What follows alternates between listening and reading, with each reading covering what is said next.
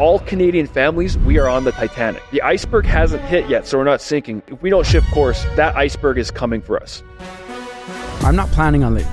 I'm fighting. We want to make this country incredibly great. We begin to see that it really isn't about diversity. It is about punishing the people who perform beyond the mean. For people who don't care, where do you see Canada going? Oh, it's catastrophic. It is that bad. What is the carbon tax doing to lower carbon emissions? Exactly. I love this country. I was born in this country. I believe in what this country stands for. I believe in its people. I believe as a place opportunity for all to come and live, but the path that we're on is not working. And we are not going to be what we're supposed to be if we continue along this path. Yeah.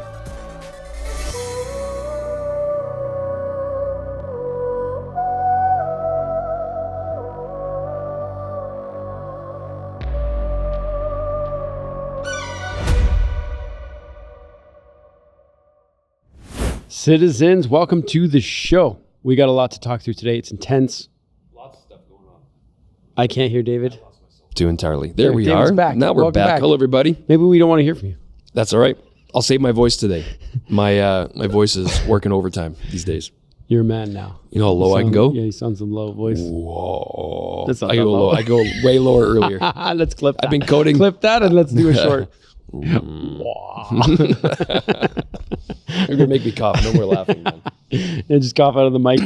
All right, this episode feels a little bit heavy to me in my opinion, man. and what we're kind of prepping and in all honesty, you know how we have this Titanic that we always reposition. The thing for me is, it felt like we were diverting. It felt like we were, and based on some of the stuff that's kind of coming up, and it's kind of slipping through the cracks, it doesn't seem like we're on a good track at this point. Like, I don't mean this. I'm not just trying to get a clip here that we can show. It doesn't feel like we're heading the right direction. I feel like we need multiple icebergs because it feels like you dodge one, now there's a minefield of icebergs coming our way.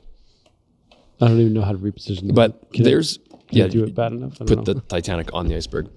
There is a lot of highlights we're going to go through. Yeah. You from not in any particular order, but from Doug Ford calling a snap election to Jagmeet Singh flip-flopping again, saying he's interested in negotiating with the Liberals for quote-unquote relief style for Trump tariffs. You've got Mark Carney, who seems like all but a shoo-in as our unelected prime minister coming forward. Also, Jagmeet Singh's willing, I'm going to guess, predict to negotiate not forcing an election come March. Which is Huge. nuts. We can't fly over that. That's crazy. Yep. You have them demonizing Premier Smith. There's a lot of different things going on. Trudeau doing his media blitz, not really doing much for Canada, but really doing a lot for Liberals. Yeah. David's opinion, but there's a lot we got to get through. So you said heavy though. Why are you feeling heavy? It's heavy because you can see that there's no prioritization of the nation, the country, the impending tariffs. We seem to forget that we're trying to build an economy for the people to have better lives. It seems like our leaders don't care about the quality of our lives, and we're all paying the price for it. There's emergency food crises being claimed in Ontario, 2 places, Kingston and in Toronto. Yep. It's getting out of hand, and people can't afford food. Like, what are we doing? That's what I don't get. It's rough. It's really rough. Yeah, you know what? It's funny. When we were watching the show intro, I said in the show intro, and I caught myself now, stating I love this country, which hasn't changed. I believe in this country, and I believe what it stands for. I am actually starting to question, what does Canada and Canadians stand for? Just stick with me for a second. I'm not throwing I get what you're saying. everything out, but no matter where you go in the U.S., they all identify as Americans, right? There's different states and there's maybe a different culture, but they all identify as Americans. Canada, we all identify as Canadians, but there is unique cultures and beliefs in different parts of Canada. You go to Quebec. Even right now, the news was showing us yesterday that there's a separatist party that's actually growing significantly, and they are now currently in lead over the current ruling provincial party.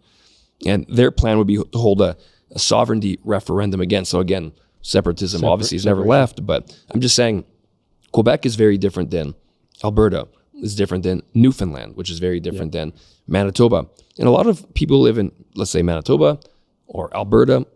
Sometimes they refer to themselves as, I'm a Manitoban, I'm an Albertan. You know what I mean? So I'm just saying, I still believe 100% in Canada, but the way that Canada is going, my eyes are being more and more opened to how much Eastern Canada especially the right between the lakes and all that, how much obviously influence and control they have over all of Canada. And we are a confederation with provinces. I'll say it this way. Trudeau was criticizing Danielle Smith. I want to make sure I have the exact quote here. And he was criticizing her by making a comment that, here it is, talking about Albertans, they should also put their country first, as every premier has, except for Danielle Smith. What? And then you have What's he saying? Nenshi.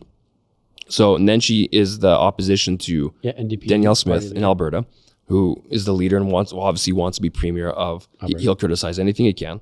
He said, Albertans deserve a premier who stands with Canadians. And I've seen a lot of people respond back and say, no, that's actually wrong, Nenshi. Alberta deserves a premier who stands for Albertans.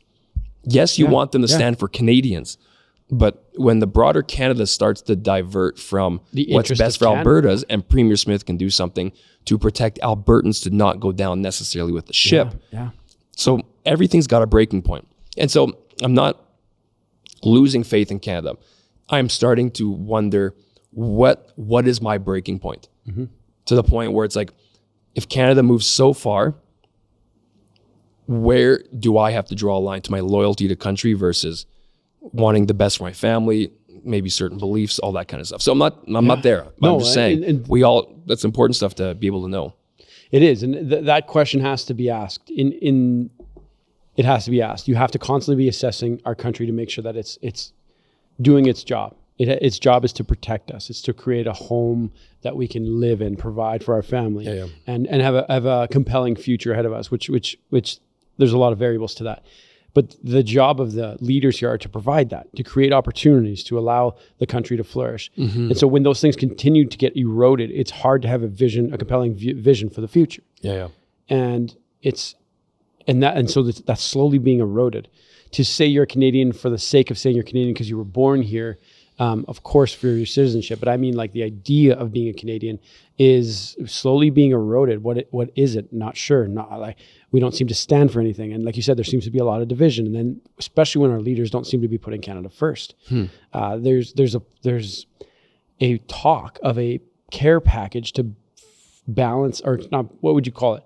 Relief. A relief package just being put together in response to the tariffs that could be coming on February 1st, or in fact are coming on February 1st. And when I read that, I was like, do these people not understand how the basics of an economy works? We just, on the 29th of January, so yesterday, actually today it was done, right? Today, the rates were dropped today.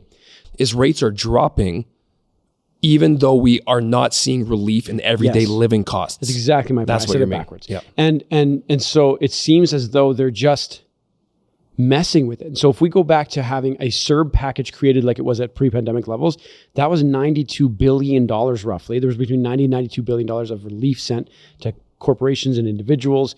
Many of it wasn't tracked or traced. People abused it left, right, and center, and thus just printing insane levels of money that we'd never seen before. And if we're going to do that again in the wake of tariffs, meaning we have nothing to relieve it. We can't save it. The tariffs won't go anywhere. We're making money out of thin air. Yes. And did you use the words pandemic style of relief? Yes, the pre-pandemic levels. Yes, right. So that's what you said, because that's what they're proposing. Which you look at how much bonds the Canadian government is still holding. I believe it's like $217 or $220 billion in bonds that we're holding from the amount of money we've printed and made. Like, we don't have the money to do that. So we are literally causing more of the problem we're trying to get away from. That's their solution. It's like shooting yourself in the foot and then thinking, oh no, there's a bullet in my foot. I'm going to load another bullet in my gun and shoot out the bullet in my foot so I can get it out of my foot. That is what they are proposing. It is. Just before the show, Jeremy made an awesome comment.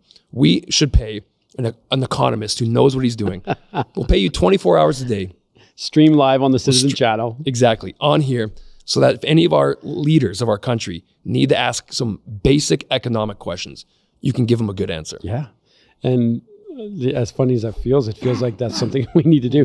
I typed into ChatGPT. I said, as an investor, ChatGPT, if you were an investor, would you feel good about investing your money in Canada? I was like, let's see what it says.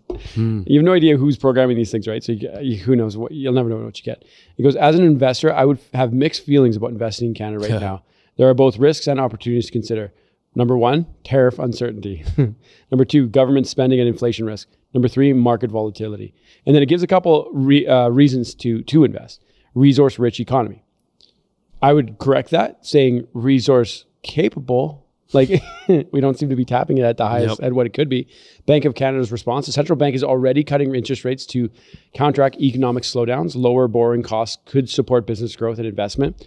And then the third positive, it says resilient sectors. While manufacturing and trade-heavy industries face challenges, other sectors like technology, healthcare, and renewable energy continue to show strong growth potential. And so, but right out of the gates, it goes, I would be iffy about it. And that's ChatGPT's response to it. But I think that's a safe answer. It is a safe answer. You can look at the amount of investment has left the country over the last, like we're negative. There was a car manufacturer last week, 1,700 jobs laid off in Canada and sent its work to US. Yep. Because of the tariffs. Yeah. And so it's going to continue to happen. Because of poor policy, poor execution. And I think the greatest thing you opened up with this is not putting Canadians first. Putting first, staying in power, party instead of citizens. Party over people. That should be I'm criticizing too much. Maybe I'm not. The liberal motto should be party over people. 100%. I was wondering where you're going with that. Wear your heart on your sleeve. Party over people. Just be man enough and let us know. I could at least respect a little bit and say, okay, well, you say you like power and money. Does anyone disagree with us? I want to find out. Do you disagree with us? Is it party over people or not? It feels like party over people. When we're sitting here. Let's work it a bit more. Because Paul, make this an Instagram clip. The question, repost this, send it to 1 million friends that you have on Instagram. Does anybody counter the idea party over people as a liberal slogan? Anybody? That's the question that we have to ask. And something we'd always say is you can never judge a person's heart. You judge a person's track record. Exactly. Track record. Meaning, what have they done? How has it worked out? And you judge it. If you're going to get someone to watch your children and babysit them, you don't go, oh, how's your heart? Do you have a good heart? What's your intentions? Do you have good intentions? No, you look after their track record. Are they safe, responsible, kind, loving? Do the other people in their world like them? And when we look at the track record of what the Liberal Party's done here, it's bad. It's really, and it's still bad. And we're facing some of the most impending things that Canada has faced, and we're looking for a party leader. Holding off government, proroguing. What are we doing? Like we don't. It's a giant care about the country. It's a giant F grade point. It's a giant I thought you were talking about. No, it's A plus B. No, it's an F. F fail. grade. F grade. It's an F grade. That I should have added that on the end. That's exactly what it is. Like the track record is. I can't believe we don't look at the track record more. And that's what's so crazy. And I really want to hear from people who are in disagreement with us.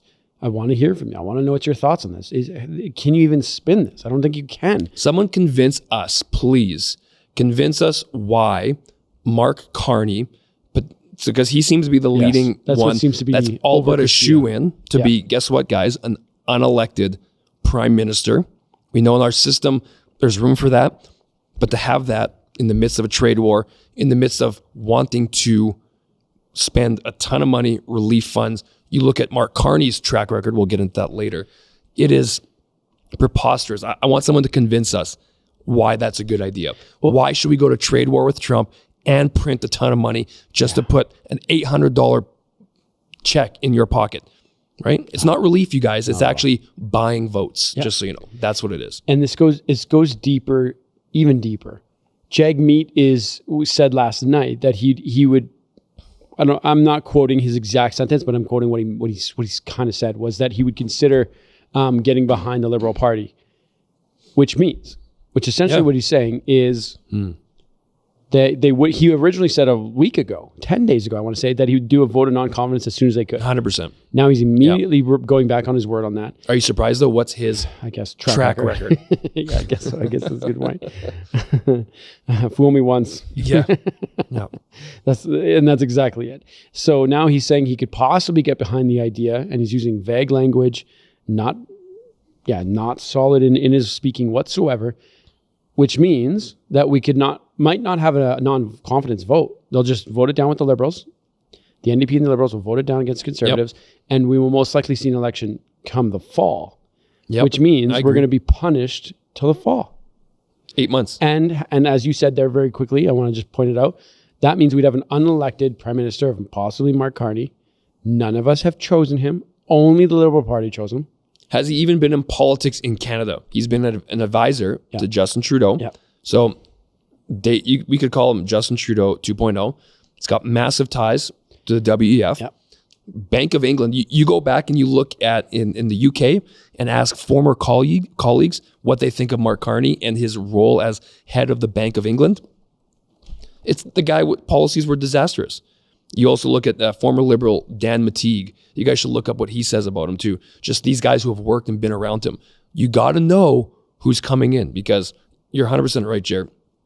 Jagmeet hinted, he didn't say in clear, fluent words, but he highly hinted, willing to negotiate with them to help save Canadians. And something else that I want to throw on top of that, and I don't think this is by any accident, and it just bothers me. All of this is just annoying, and that's why they made the intensity a bit more today. But to vote in Liberal Party, have you seen what it is? So if you would like to be a part of the vote of who the party leader would be, have you seen the requirements? No. Most places have like they try to make it a little bit of an entrance so that you have to either pay a fee, something, and you have to have a party membership, pay a fee, and agree to their statement of whatever their beliefs are. And here you have to be at least 14 years old. Yep. 14. So not 18. You don't even have to drive a car. 14. I have a daughter turning 11. That's 3 years away from my daughter. To talk about party leadership for the Liberal Party, I can't even wrap my head around that age choice. You don't need to give. Anyone can do it. Anyone can do it. So you just have to check a box saying you agree with the Liberal things. You don't pay any money. You have to be at least 14 and Canadian. That's got to be against the Liberal Constitution. Did they change that? I don't know, but that's what the rules are. Didn't register as Donald Duck? Yeah. He did, didn't he? No, it wasn't. It was an unknown person, but didn't an unknown person register as Donald Duck? Yeah, he wanted to see if it would work, and it worked. And that's the whole point. So how many people, and if it says citizenship, if Donald Duck was able to do it, then you didn't need to put a passport number in or a SIN number in or anything like that. We need to show that. And that's so my whole point on that though is they'll get exactly who they wanted. Exactly who they want. Yeah. And that is such a loose parameters that they're doing that to get the person that they need in, who will be the unelected prime minister. It's just such not crazy common sense going on. Like Trump is being heavy-handed with tariffs because he wants some basic things, right? He wants border security. He wants our national security to be tightened up quite a bit. He wants drug and illegal immigrant stuff stopping from coming over because the port of Vancouver is probably it's like a sieve. It's the loosest port for sure in North America. Probably not the world because got some other ports where there's no standards, but North America, the amount of trafficking that goes between the port of Vancouver and Washington State is unbelievable. Remember, 2% of those ship containers are actually inspected. So 2%. Trump has got a lot of worry here, and it's an easy solution. We did this on our social media. You and I put together some thoughts. If you don't follow us on social, on Instagram, that's where we do a lot of active stuff. But it was simple. First off, you have to have a proper plan for border security, your national security. He's concerned about China and Canada and how tight it seems that they've gotten, right? Create a win-win like what Danielle Smith is trying to do when it comes to pipelines. Let's find the way that we win and you win, Trump. Let's build. And then aside from the Trump thing to try to get him off, you give the man what he wants because we are literally showing our cards. We can't play poker when you're showing your cards. But then we have to be simple to, the Liberals want to do a trade war. Trump has proposed tariffs. Every premier and the Liberal government have literally said, they keep saying everything's on the table, which means they don't have a plan. Yeah. But they're saying we are going to stop energy exports into the United States. Well, now who's the sacrificial lamb? Yeah, it's us. It's Alberta. Yeah, everybody else. That's when we need it the most. And Alberta is being the one, Danielle Smith is being the one who's actually trying to do the proper type of diplomacy, trying to make a win-win. What happens to Eastern Canada if we stop exporting oil into the US? Yeah. Guess what, Eastern Canada? You don't get our oil, which goes through the States, back up into Ontario. Yeah. So where are we going to ship from? We're going to ship more for Saudi and from other spots. Like, play. I love what Leon would always say, play the movie out. First off, we should never be negotiating with Trump, or not negotiating, going to war with him on it. So the domino effect is going to be huge. So just to finish, I read a really interesting article by Brian Giesbrecht.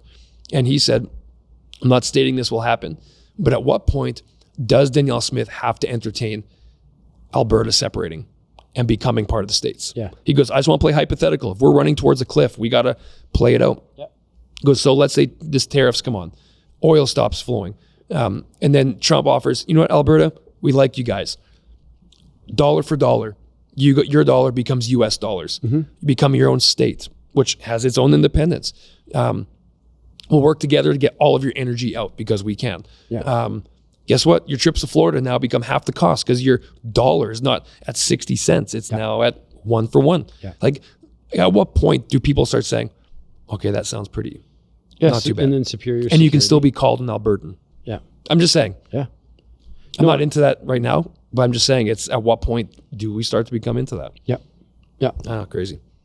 Yeah, like, and the thing that I quickly mentioned over there was the food crises. Like, you and I, right after we recorded our last show last week, I immediately got on the phone to see if we could plan a truck to help send food to Kingston, Ontario.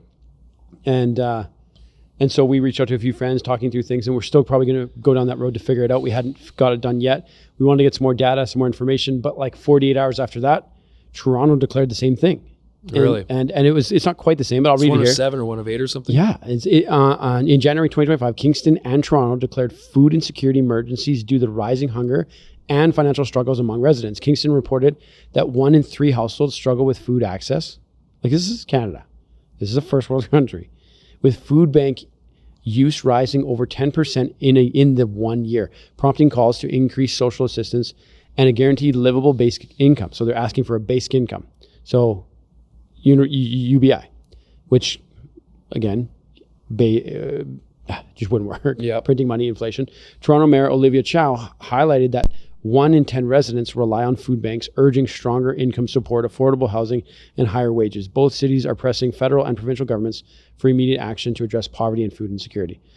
Again, insane that they're talking about UBI being the solution for that, when a proper functioning economy, proper homes, a lower immigration levels that we can actually support are not the conversation that these guys are bringing up. Yeah. This is all, again, track record. It keeps coming up, track record. Yeah, there's a long enough track record to know what's happening. It's outrageous that this is in our first world country in Toronto. Yeah. That Toronto is one of the biggest cities in the world. And they have a 100%. Food crisis. Yeah. Like, what are we talking about? Yeah. I pull up a chart, TV World, if you can bring up this chart for me. This is G7, so the top largest countries in the world. Real GDP per capita since 2015. So Canada, look where we are. We're the orange line on the bottom. It's got that little circle around showing that we are the lowest now out of the G7 countries, and I've been trending down since 2021. And this is based on GDP. Yeah, GDP per capita, which means the amount that your country actually produces and contributes. It's the wealth metric by how our country, that's what puts us in the G7. Yeah. Right? Is this thing. So track record, 9-10 years. Where are we at? We're actually lower than we were in 2017. Look at compared to the States. States is growing exponentially. Italy, look at them. They tapered off last year and a half, but look at their growth. Everyone else, no downtrend yet. But they're kind of just...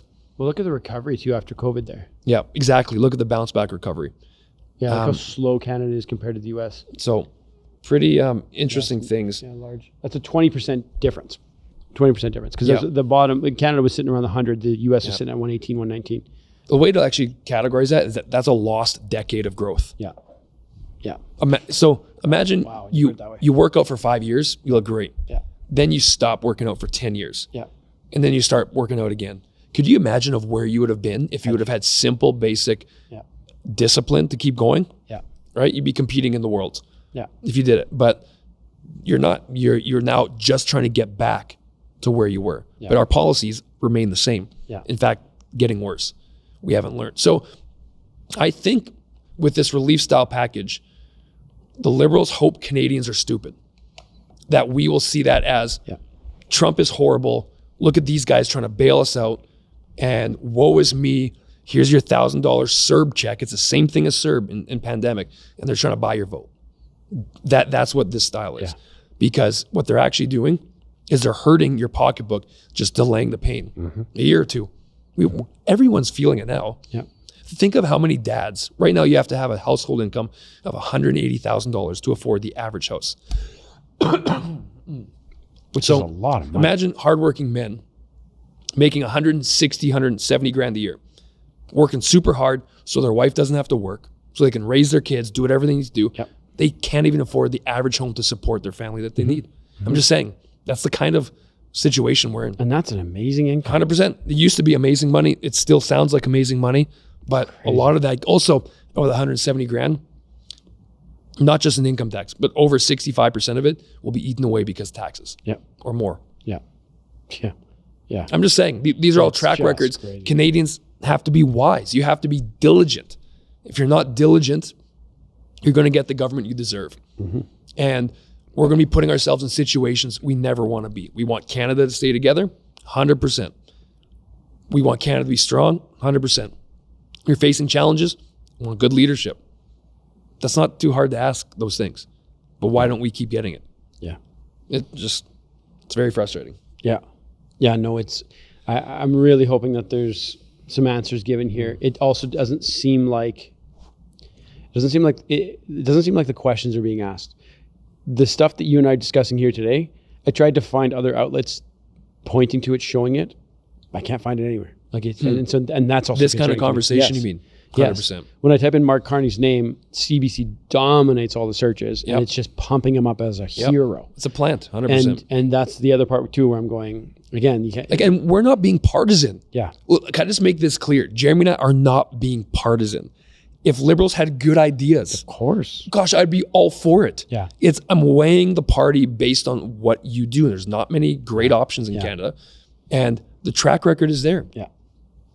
Like that's why that's CBC, our media landscape in Canada is wildly wrong. Yeah. You need to have a healthy media to have a healthy country, which we don't. I got a couple text messages yesterday, and this is a mini plug, but about Merit Canada. Yeah. Dr. Phil's Merit Street Media Canada. Can I get some water, by the way? It's, okay, first of all, you need to go look up Dr. Phil's Merit Street Media Canada. Get it on Rogers, Shaw, Bell, just about anywhere. Yep.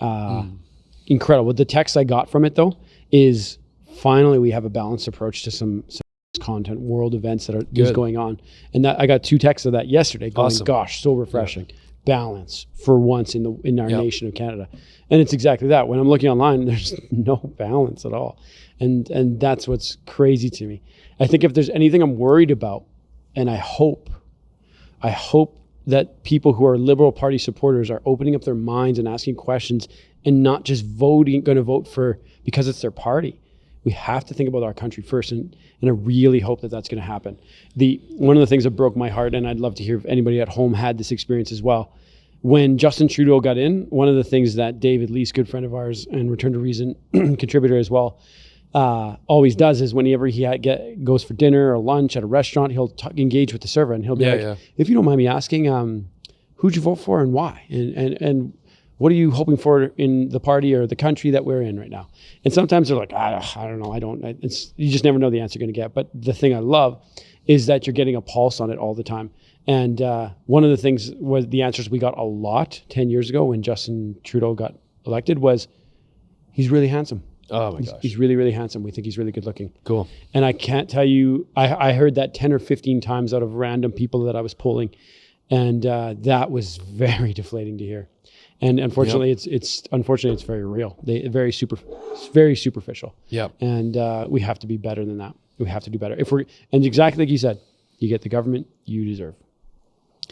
You know what's interesting too?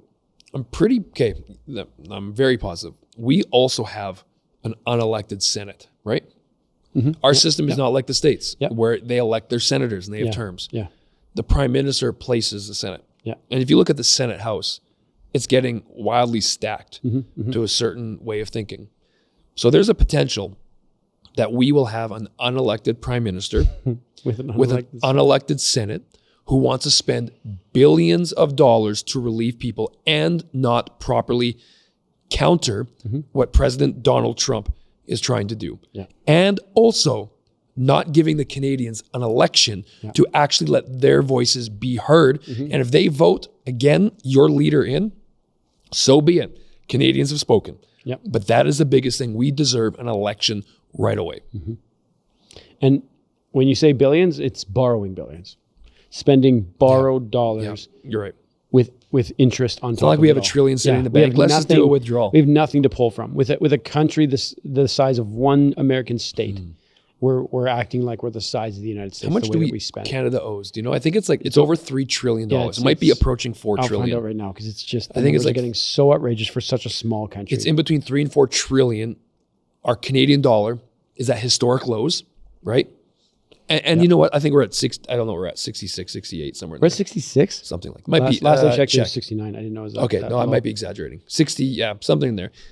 I think you'll see if this happens and goes forward for 8 more months, we might see a dollar drop to 65, 64. Like, that is not cool. It says as of March 31st, 2024, the debt was approximately $1.236 trillion. No. I thought it was like 3. That's what it says there. Where's that from? That's pulling from Canada.ca. And so, Okay. 40, I'm way off then. That's what it says. What's that per capita?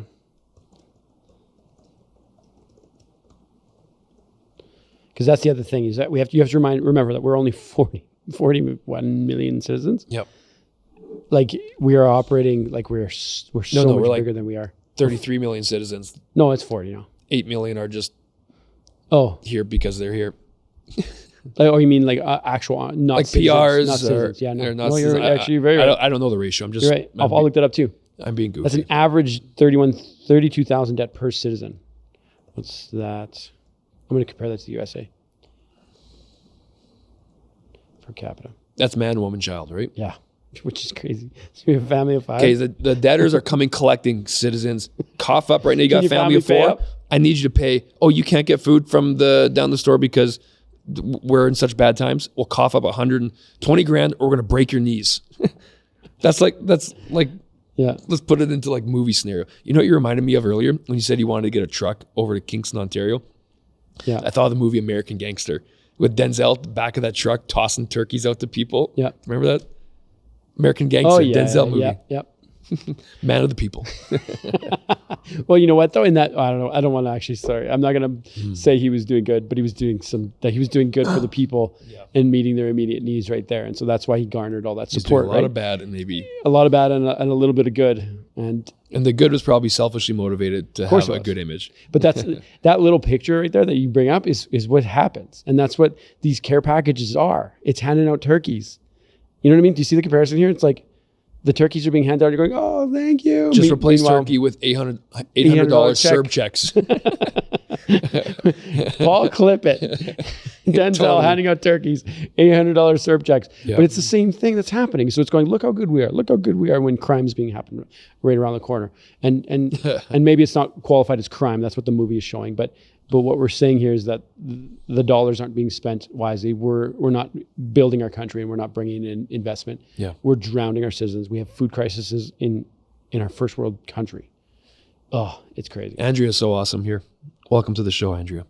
She's one of our I don't think we producers. even get to see her. We get to see her, but no one else gets to see She's her. giving me vocal ease to spray in my throat. Excuse me for 1 second, podcasters. Let's watch carefully. Can you hear Do it? it in the mic. Show it. There you go. Could you hear it? Yeah. Oh yeah, loud and clear. I hit my tongue. I really want to hear from from anyone who's watching. What are you guys' thoughts on, like, one of the last videos we had a really great comment. I don't have it in front of me, but when we talked about what are the cons of joining the US. Some guy came on there and talked about healthcare, how our healthcare is superior in this, in his opinion. He was talking about how it's free here and blah, blah, blah, blah. And he didn't say it in an ignorant way, but from his perspective, it's a much more robust system for the average citizen. And so he listed a bunch of lists of cons. And that's my favorite part, is that he got on there, took the time, and maybe we'll do a show where we actually walk through the comments on the actual show, or maybe we do it on live air. But that's what we need. I really am curious what people's perspectives are on this. Do they feel like the country's maybe keep going, no problem, things are great? If we elect another Liberal prime minister in the election, if it ever seems to come, I just would have so many questions. I'd be very curious as how people think that that's a good idea to go. You know, it's interesting what Chrystia Freeland promised, because she's also running. I know she's now taken on some conservative style pieces. She promised to cut the capital. No, that's another one. Words. I'll touch on that after. Cut the Liberal Party in half. The cabinet. That's the word I'm looking for. Cut the cabinet in half. So eliminate half of the government. Well, not a whole bureaucracy of government. Yes. Sounds like your Liberal Party, but trying to play in that. So that's what she's saying now. Interesting. Yeah, the thing that I was mentioning. Go ahead. The thing that I was mentioning, which I find is, so this is a mini headline here. Maybe we'll do a separate clip of this video. But the capital gains tax, you seen this? No. So it was never properly voted through Parliament. Oh, that's right. So it was never pushed through Parliament because Parliament's been paused and prorogued, and so now now it's tax season. So now they're saying that people have to pay taxes on these capital gains for 2024, even though it was never legally pushed through. But they're saying they have to pay. And so then now the Canadian Taxpayer Federation, that's Franco Terzenko, is suing them, saying you can't have what's the term, taxation without representation. Yep. And so he's going, there's no representation here. How are we taxing for this? This has not been pushed through the government. Exactly. But they're saying that they have to. And then this is the cherry on top. Every party is campaigning saying that they're going to axe it. You elect me, I'm going to axe the capital gains tax. So Chrystia is saying that, Pierre's saying that, NDP, they're all saying capital. So they're all saying, we won't push it through. Yet the current government is saying, you got to pay for it, even though we didn't put it in Parliament. It's interesting what people say. Madness? Are we nuts? When there's power at stake. I know. Like, I have a hard time, like Chrystia Freeland, if you can convince me and Canadians that you were not beside Justin Trudeau for however many years you were, all the power to you. Like, I will stand up and applaud, but the track record is too deep. It's just like, you're changing. It's a hard sell. Yes. It's a very hard sell. I wrote down what I think the plan is. Okay. It's a little predictive. So you're saying this is David's plan. No, not my plan. I was going to say, I'm like, this is not David's prediction. Yeah, of what the Liberal Playbook is. Okay, let's hear it.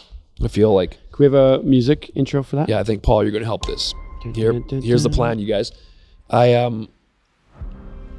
This is what I think is going to happen with the next 2 to 8 months, okay? Is that we're going to, I use the words, we're going to unelect Mark Carney as a new Liberal Prime Minister and leader of the party. Say that again? Unelect? Well, they're going to say Liberals are going to try to elect him. Yes. I'm using the word unelect because no one elected him. Okay. Like, Canadians did not elect him. That's good. But I believe Mark Carney is going to be the Liberal leader. They're going to work out a new deal with Jagmeet Singh, as he's alluding to, for an October election to prop up the Liberals like he has been for the last 2 or 3 years. I think they're going to print billions of dollars to get money in your pocket to save you, but it's actually to buy your vote, thus creating even a greater problem that we have. They're going to position President Donald Trump as the devil, and he is the one that is ruining the Canadian economy. And why would he do that to us when, in fact, it's our own policies that put us in this position? Trump becomes hated. That's their plan across Canada. And then they're going to try to label Pierre Poilievre as Trump. Mm-hmm. And then they're going to try to win another minority government with Jagmeet propping them up. I think that's their playbook. I think that's their plan. I think that's the only opportunity they have to stay in power. Again. You heard it here first. What day is it today? January 29th. I think. January 29, 2025. I think that's the plan. Clip this and let's see what happens. I don't think you're too far from it. I think you're quite. And some of it's already been said, so I'm not really like just rubbing a crystal ball here. But some of it has been said. But that's the only hope they have, because the polls are so skewed right now in the Conservative favor because Canadians are sick of it. But they see an opportunity. And the whole plan should be called Party Over People. 100%. Okay, we need to put that on the wall, maybe a sticker. Party over people. Or people over party. That's what it should be. Are we being too partisan? We're going. I don't think we are. You know what? If I don't think we are. If roles were reversed, yes, we would be kicking the door down on the Conservative Party. Just so when you take office, you carry that weight of responsibility with you, and with that comes intense scrutiny. Yeah. And the track record is showing the appropriate scrutiny that we're giving. Yeah. And that's it. We're seeing party over people. When we're sitting here facing what we're facing, trying to elect a Liberal Party leader, without our Prime Minister doing what his job is supposed to be, that's party over people. Has there been rumors about another convoy happening? Have you heard that? Seen that? I have heard it. Yeah, but is there anything actually going on? I don't know. I don't think so. Not that I've heard yet. Let us know if there is. Yeah. I'm not calling for it at all. I'm just saying. Would you go? It depends. If it became an event that the world's eyes are on, and that I would go to observe what's going on and to see. And report? Observe and report. I don't know. I think so. Like, yeah, I agree with you. I think I would go. If it just as you said, if it's calling for government to do their job, and it's actually a I think I would. Huh. I don't know. Like I said, it's hard to talk about something that's not real and not actually happening yet.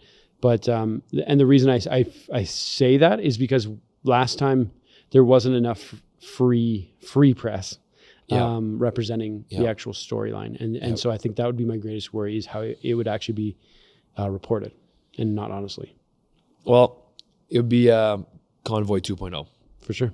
Merit TV Canada would be there. I'll tell you that. 100% we would. Yep. Let's end on Merit, because we talked about the free media and all that. We are trying to build in partnership a place that you guys can come to get alternate opinions and thoughts. And we don't try to hold people to what they say. I think that's why we love the fact that this partnership, this program's on Merit. Other guys will be onboarding lots of great guys as well. So be watching, supporting, asking, call your cable provider. If you don't have Merit TV Canada yet, like let's say you're with SaskTel in Saskatchewan or something, call them and say, hey, I want Merit TV Canada. Can you get it on? That helps us a ton. Yep. Just so you know, it's already on Rogers, East West, which is former Shaw. Bell, TELUS will be launching in the near future. Lots of other smaller ones make up our country. So help us out. I had to tell this guy come to my door, and actually he went to your door too. We live on the same street, and so the guy came to my TELUS to the door. And he's a good salesman. He did a great job. He was persistent. He's very persistent. Give him credit. And classy. He did a good job. I shook his hand and said, you're good at your job. Good, good work. He didn't sell me yet, but the only reason he didn't was because I said, if you get Merit TV, I'll sign up today. I said the exact same thing. And so he was on the phone. He's on the phone. And he's calling. He's like, I'll find out. I'm like, I can tell you when you're getting it. I know you guys are getting it eventually. Yeah. But I just let him do the work and dig into it. And the pressure always helps. I said that to him too, like a couple days later, and he goes, are you brothers with the guy down there? I said, yeah, I am. Because he probably came back to us 5 times. He got me every single time. I was like heading out the door. Yeah. But I wanted to talk with him. I wanted to find out. Yeah, he did a good job. Is that it? Sure. That's all. There's tons of things happening. Again, one of my favorite things to do is ask you guys what you guys want covered. Are there things you guys see? There's a lot of things happening that we can't possibly get to it every single time. So maybe we do special reports. There is a report that has come out that deserves a lot of attention. Yeah. There is the food crisis is happening in Kingston and Toronto. If you guys know anyone in those areas, I want to hear about these stories. Let them know. Let us know what's happening. Just to tease you guys, Jared and I got a text just from some politicians here regarding that Alberta report regarding and the author who's away right now in Mexico. It's convenient timing that they released it when he left. But we're going to be connecting with him to talk through it all when he's back too. So stand by for that. Yeah. Anything else? Show goes on. There's so much, but the show goes on. The show goes on. See y'all later.